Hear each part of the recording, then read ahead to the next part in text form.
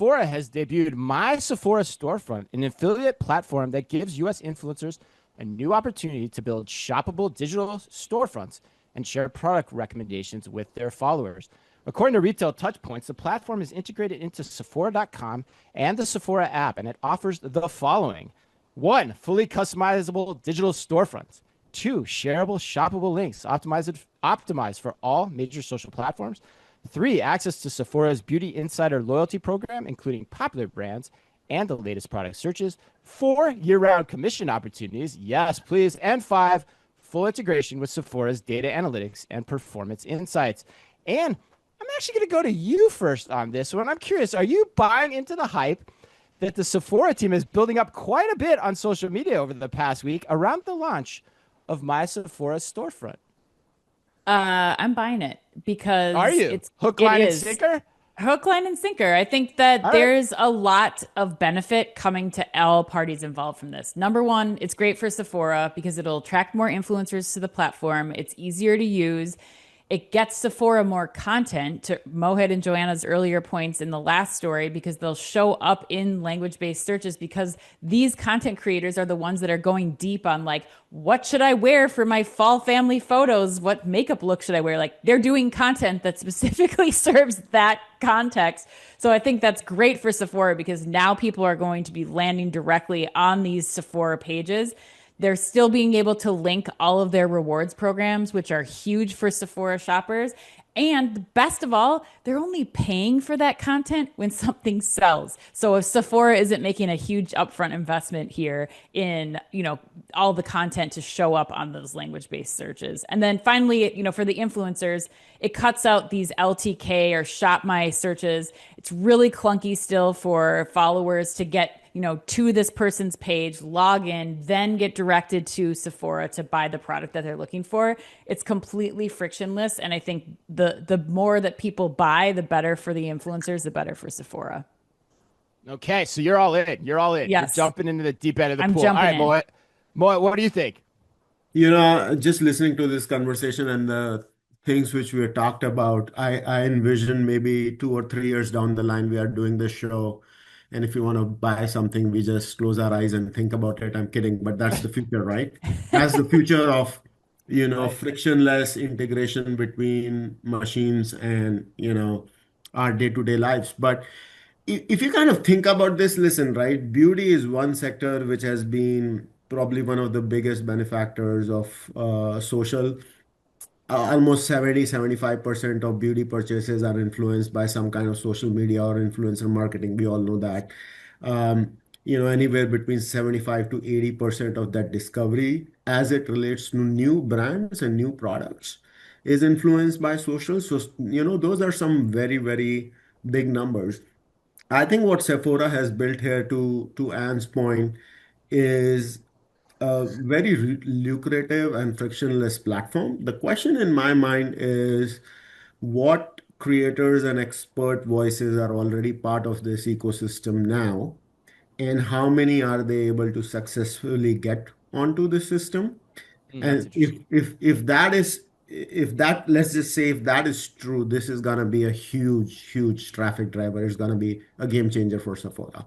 Um, so yeah, I mean it all kind of depends into adoption and the quality of people who they can sign up for this platform.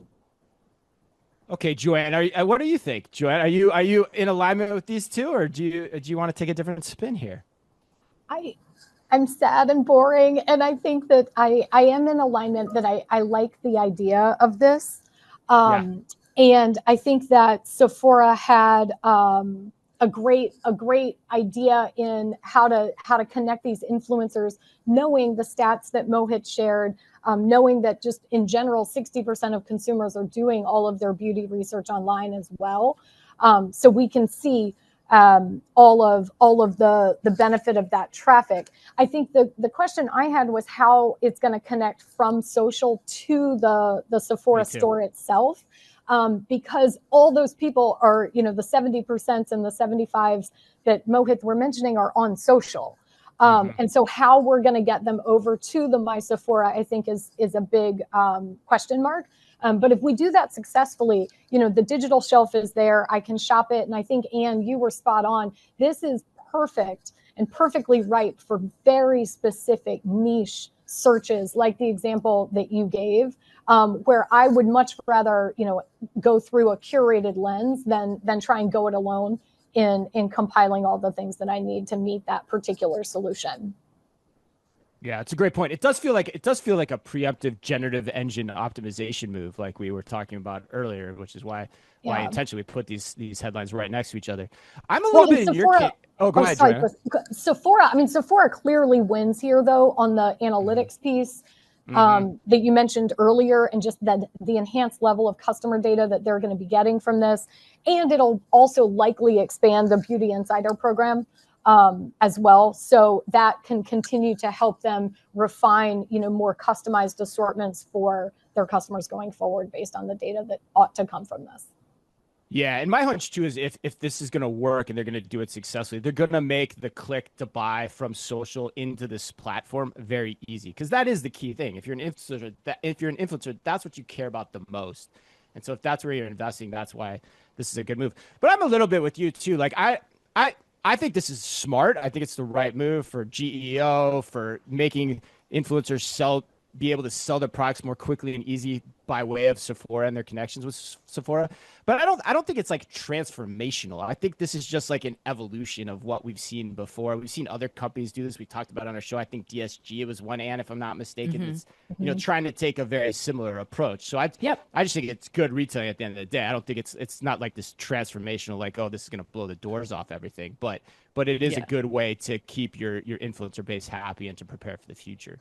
Yeah, probably transformational more from an internal perspective, like how they're doing these programs and how they've done these programs for years, because it did not operate in this way. For them, it's really taking it through the lens of, how do we serve all of these points and get the benefits that Joanna just talked about, that Mohit that you talked about. I mean, I think that's the real change for them, is internally how they're handling these versus just partnering with an influencer, paying them some money and crossing fingers and hoping that results in conversion. So yeah, but we have heard from a lot of people we've talked to, like that the differences in influencers deciding which retailers they want to align with comes down to who makes it easiest to transact. Yes, 100%. That is a real battlefield here.